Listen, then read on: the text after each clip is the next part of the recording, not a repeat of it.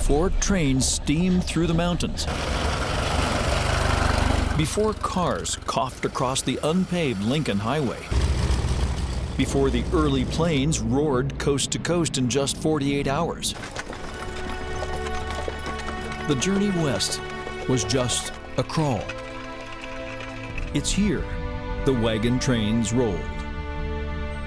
Starting in the 1840s, the American dream was tied to a team of mule or oxen and these fragile wooden wagons.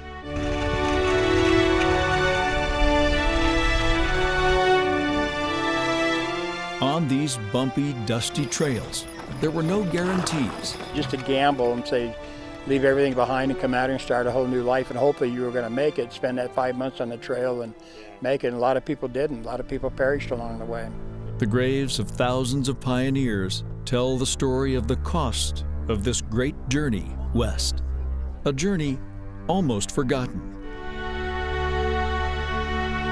Dust and sagebrush, tall grasses and giant forests try to steal and mask the last hints of the old trails.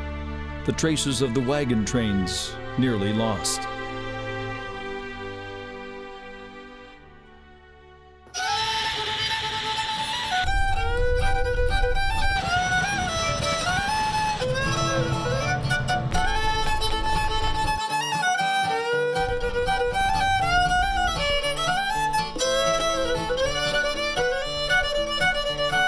"170 years later, history buffs turned detectives have come to rediscover the trails and hunt those lost graves." I'm Dave Crevassier, crossing the backcountry of Nevada with a new team of pioneers searching for the old trails of the wagon trains. I'm joining this team of history hunters from a unique group called Trails West. Do a quick radio check. Together, we will slowly cross a lonely wilderness. We'll literally walk in the tracks of the wagon trains and touch the pioneer signatures scratched into rock walls along the trail. It's kind of a way of reliving history and seeing history in action. Every view that we look at is exactly what they saw. A lot of sections are basically pristine trail. It doesn't look much different than it did when the immigrants came through. It's like solving a mystery, trying to locate the trail. We'll pore over the diaries of the emigrants and see how their words reveal the lost trails. Entered a beautiful canyon, a splendid-looking place with perpendicular rocks for 200 feet. October 2nd, 1853, Ellen Burt. You can read the diary quotes in different places and know that right where you're standing, such and such happened. Read the diaries, you read the hardships that they're enduring. This has been the saddest day of my journey. I counted on this day's drive, 367 dead oxen. There are many wagons abandoned. September 14th, 1849, Pardon, Dexter, Tiffany. We'll visit the springs that kept their livestock alive and hunt for the graves of those left behind, and hear the stories that just flow out of these mountains. One hill, we locked both wheels and put on ropes to let our wagons down. Abram Minges, August 17, 1849. And where they let the wagons down is right over here. It's like the edge of a cliff. These were ordinary people that decided to leave what they knew and go to the unknown. We'll see where the pioneers blazed the trails, marking trees to map their way, plant a marker right on the emigrant trail, and hear the story of the 40-mile desert. And we'll journey through one of the great wonders of the American West, the remarkable canyon through which thousands of pioneers passed. It's these vertical walls that are several hundred feet high. Spectacular. Join me as we retrace the Great Western Migration. Out here, they are saving history, hunting for the old pioneer trails.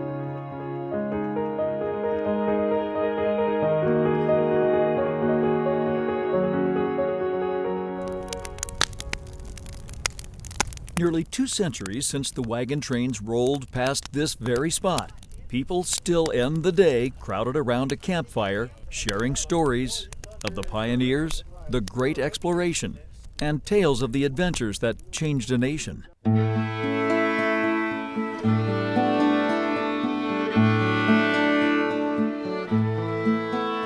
A handful of wagons began rolling this way in 1841, following old trails carved out by Native Americans and mountain men, like Kit Carson and John C. Fremont. Soon, a pent-up wanderlust just cut loose in a dusty push west. When the trail started, Missouri really was the edge of the frontier. In those days, it all began in towns along the Missouri River. Places like St. Joseph and Independence, Missouri, where the town square was bustling. The courthouse, then and now, was the center of it all. Independence was kind of on the western frontier. I like to think of it as a funnel to the west. And through this funnel, this jumping-off point, thousands poured west. At Gardner, Kansas, the Oregon, the California, and the Santa Fe trails split apart, and pioneers spilled onto the prairies. In the spring of 1846, George Donner's party prepared to leave Independence. He placed a newspaper ad looking for 8 young men to join him on his journey. "Come, boys, you can have as much land as you want without costing you anything," he boasted. The Donners did not reach their new land. Many in the group froze to death here in the Alder Creek Valley north of Lake Tahoe, trapped by an early snowstorm and a series of mistakes on the trail. But the following year, the pioneers kept coming. And when they discovered gold in California in 1848, well, the human stampede could not be stopped. It was one of the major migrations in human history. Across the plains, over towering mountains, through the deserts, the migration rolled on. Hundreds of thousands dropped everything and raced west. It could be like commute traffic with strings of wagons.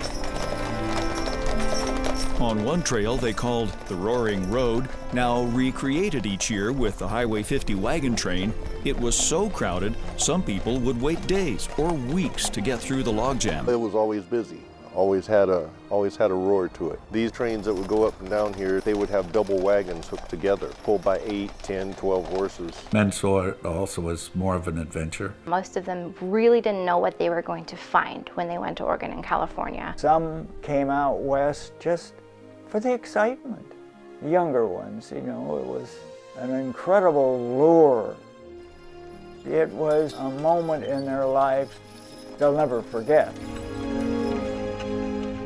But it's been nearly 2 centuries, and long stretches of the roads the pioneers carved out of the wilderness are disappearing. These trails are an important part of our history. It's why groups like Trails West and the Oregon-California Trails Association are so important. You're out hunting for history, and with the hope that you can save history. You actually get out, you know, miles, several miles of trail where it's quiet, so that when you're in it, you can hear the winds, you can feel it, you almost hear the creaking, you can kind of feel it.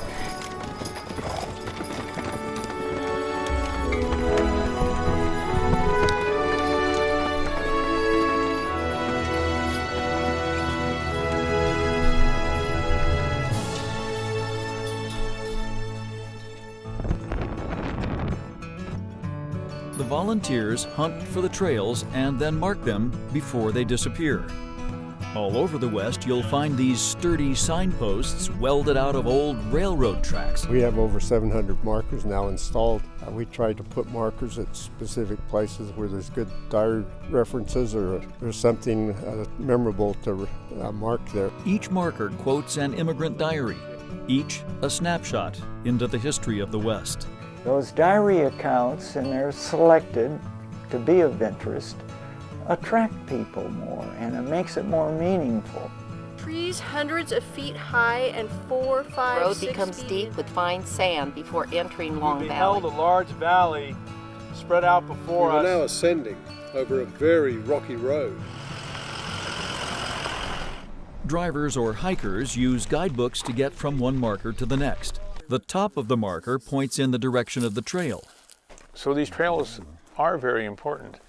And there's lots of them still left out there. We think we know where the trails are, but in fact we're constantly improving our knowledge. Don Buck was a busy history professor in Silicon Valley when he joined Trails West in 1980. It's what historians try to do is preserve the past. The man's phenomenal. He knows more about the immigrants than they knew about themselves. His key tool, the very words written by the pioneers while they traveled. And a lot of the gold rushers were fairly well educated and realized the uniqueness of the experience, and they wanted to record it. He has collected hundreds of diaries. I have, probably 600. There's probably a huge number still that are in people's attic. He spends hours each day dissecting them, looking for clues. You've got to realize my primary focus is trail description because I'm trying to find trails. You can tell right where you are just by following diaries. It is amazing.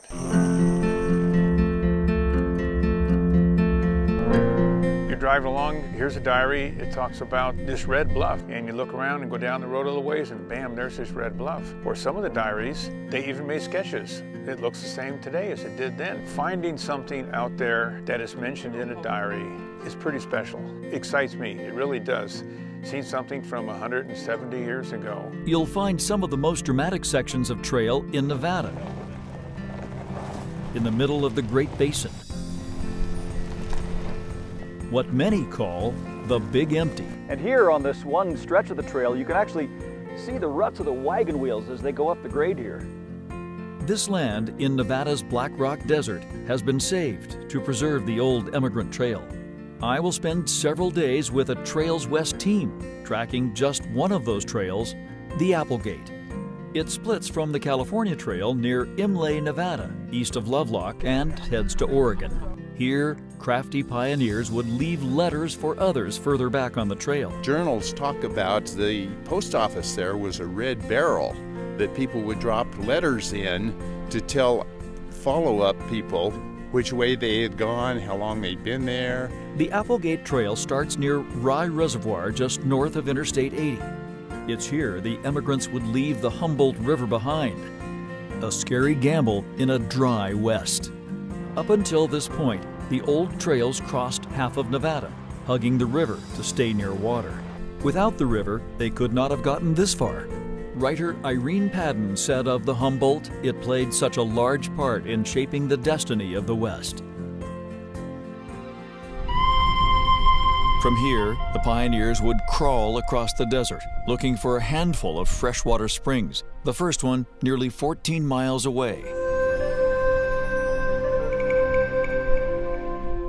Easterners coming out west were just stunned by the deserts. It's no better just south of this spot, where the California Trail crosses the desert's death zone. What you can see behind me is just a flat expanse of desert, hot rock, sand, and agony for the settlers who had to cross the 40-mile desert to get to the next water. The pioneers had to leave the Humboldt and trek 40 miles till they met the Truckee River at Fernley, and all this in the summer heat. We pause to move one of the markers out here, a spot of much despair. 40 miles, I mean, that doesn't sound like anything to us nowadays. But you get out there and start walking it, and it's hot. I mean, it's really hot. And you get thirsty. And you look off in the distance, you can't see anything except more flat white desert. The pioneers would just toss out cargo from the wagons each mile they traveled. Back in the day, you could follow the trail of debris all the way to California. They brought furniture, they brought china, they emptied their homes, they brought all kinds of things, thinking that's what they could take to California. The trail was littered with furniture and non-essentials. It was all they could do to survive the trip. Pieces of the trail trash are on display at the National Frontier Trails Museum in Independence and remembered by living historians. And of course, they take too much. You know, they tried to put household furniture and things like that, that grandfather clock over there. Frankly, it was just too heavy and the load was just too big. It has great value to the family, but sadly, it was too heavy. You can still find small things out on the trails, but it's illegal to remove them. We find wagon parts, guns, kitchen knife, parts from oxen. This was tough. You know, they started out pretty happy. They had everything in the wagon, the dishes, furniture, I mean, everything they wanted for a new life. The animals couldn't pull it anymore. They were too weak. Most artifacts disappeared in the 1940s as people gathered metal. During World War II, people out here basically scavenging all the metal parts just to contribute to the war efforts. Watch out for that one. Back on the Applegate, we reach the first spring and a sobering reminder of how dangerous the ride was. Up this small rise, we find the grave of Susan Kuhn, a 40-year-old Illinois woman who died in childbirth in 1860. At the gravesite of Mrs. Kuhn's, they erected a little monument for her. The women in the wagon train took it upon themselves to take care of someone else's baby and to feed it and take it on as their own. And that baby came back when he was 80 years old to his mom's grave. I just think that's amazing. They just bury somebody and then they travel right on. Matter of fact, a lot of times only 1 or 2 wagons will stay back and bury somebody, and then they'll try to catch up later on.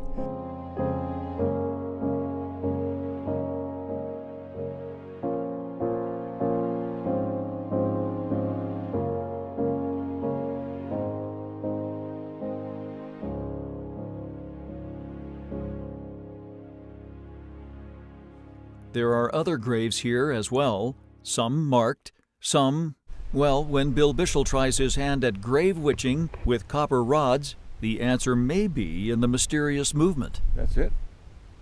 I have no control over that. Witching for graves is the same thing as witching for water. Nobody understands it. Some people try to explain it, but it's voodoo to me. But it works. Some are skeptical, but all agree this country took many lives. There's a lot of people who have been buried on that trail. You know, some estimates are, 1 per mile. There are many thousands of graves out there. No question about it. I mean, the diaries talk about it all the time. Caller could sweep through a wagon train and kill 30, 40 people out of, a couple hundred in one day. Everywhere there are signs of life and death in the desert. We move on up the Kama Pass, the curve in the trail created by the oxen twisting back and forth up the steep hill. Wagons don't go in a perfectly straight line. They're swaying back and forth, back and forth. We roll past the painted canyon mentioned in so many diaries, the layers of color distinct in the distance. Past Rabbit Springs, now crowded with herds of wild mustangs. And then on to some of the strangest land on earth, onto the alkali playa of the Black Rock Desert.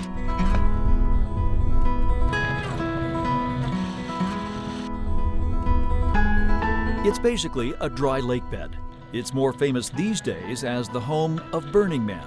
Tearing across the flat surface, our caravan kicks up a cloud of nasty dust. The wagon trains faced this same nuisance. Past Black Rock, we hit Double Hot Springs, with water so hot, many a thirsty oxen racing toward the spring was boiled alive. The pioneers cooked their meals in this spring. Each mile we drive, we are reconnecting with our past. Trips like these are a staple of Trails West. Members are constantly researching the journals, repairing or adding markers, and bringing newcomers onto the old trails. Susie, you got a copy? Yes, I copy you. It's not all wilderness. This tour of the Beckworth Trail passes right by the casinos and hotels of Sparks, Nevada. This trail, developed by Jim Beckworth, crossed one of the lowest passes in the Sierra. The pass is right up there. And became very popular, rolling right past his cabin, which remains standing. Beckworth, born to slaves at the turn of the century, was a legendary mountain man who carved trails out of the wilderness. Parts of this wagon road are now covered by lakes and freeways. Parallel with 395 out in that direction. The guides show novice historians the sections that survive. You'll see the rut. And all over, you will see the signs of this emigrant trail. Trying to preserve the trail for people to see, to appreciate what immigrants went through. This is really how you save this important part of our legacy. by showing new generations where we came from and continuing the hunt for the old trails. I've been across the trail numerous times, all the way from Independence, Missouri, all the way out to here. My wife always says they had it easy. They only went one way. We've gone both ways numerous times. Independence is loaded with signs of the trails. Folks here celebrate this piece of their history. Evidence of the wagons will just hit you in the face. Giant swales are everywhere, the depressions made by the thousands of wagons that roll this way. So many of them went through here. Those swales are so deep and they're not really very wide. So many of them went through the same area here, which is kind of unusual. If we get people out to the trail, come out on an event like we're doing here, once you walk on history, you're sold. And while you are out walking on history, you may just find what you were looking for all along. When all of a sudden you begin to find the trail and you say, ah, I found it. Trail groups work closely with government agencies, so the old trails are not torn up by logging or road building. You know, if you move this road over just 50 feet, you won't destroy this trail that's right there, and they have no problem doing that. Okay, we're good to go. But back on the Applegate, a new day takes us into dramatic country. A spot so breathtaking, we have to stop and admire it, as did the emigrants. Some of the pioneers found their way down here in this canyon and carved their names in the rock as they passed by on the trail nearby. J.J. Poole, August 24th, 1849. What possible scenario would have led someone down in this little canyon here? Well, the immigrants were not much different than we are today. When you see a place where you can easily leave your name, some of us still like to do things like that. But nothing could prepare them for a deep gash cut into the mountains ahead. High Rock Canyon.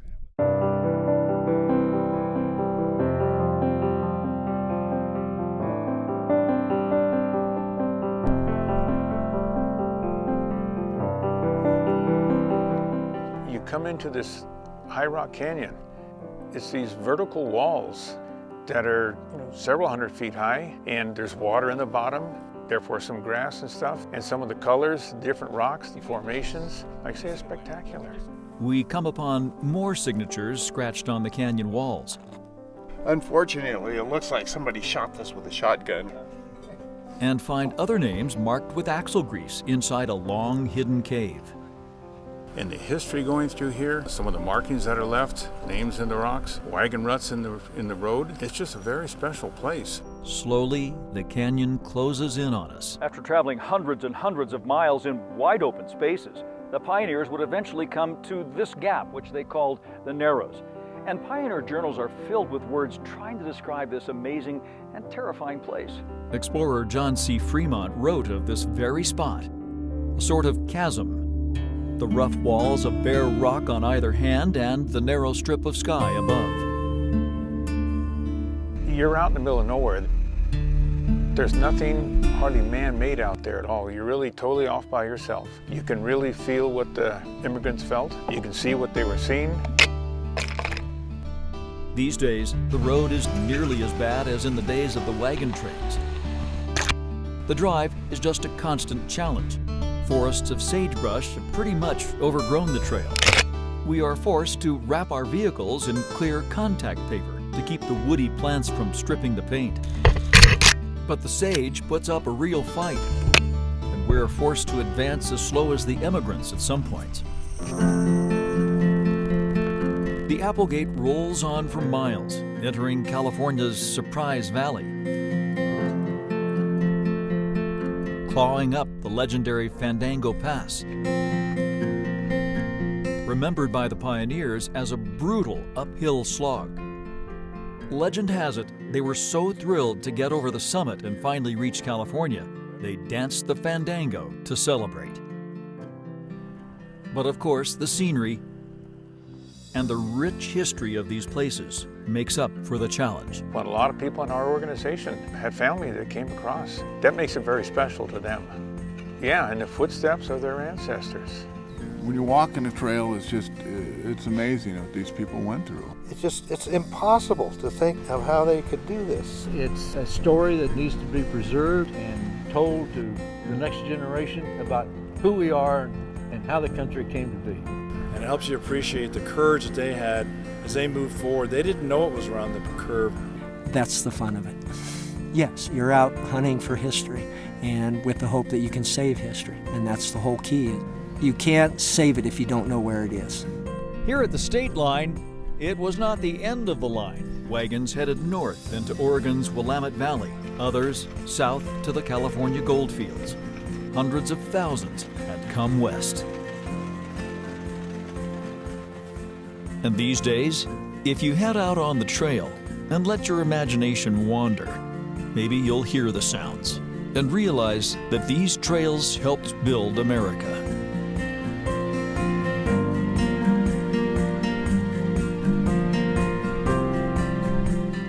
Nearly 2 centuries later, their journeys might have been forgotten, but for a group of volunteers and researchers who wanted future generations to learn about these historic old trails.